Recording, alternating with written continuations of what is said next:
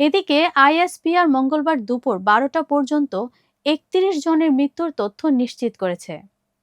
স্বাস্থ্য অধিদপ্তরের হালনাগাদ তালিকায় 27 জন নিহতের কথা বলা হয়, যাদের মধ্যে 23 জন শিশু। রাতে নিহতের সংখ্যা বেড়ে 32-এ পৌঁছায়। স্বাস্থ্য উপদেষ্টা নূরজাহান বেগম সাংবাদিকদের জানান, নিহতদের মধ্যে অনেকের পরিচয় শনাক্ত করা হয়নি। 20টি মরদেহ স্বজনদের কাছে হস্তান্তর করা হয়েছে, আর 6টি রাখা হয়েছে সিএমএইচ এর মর্গে।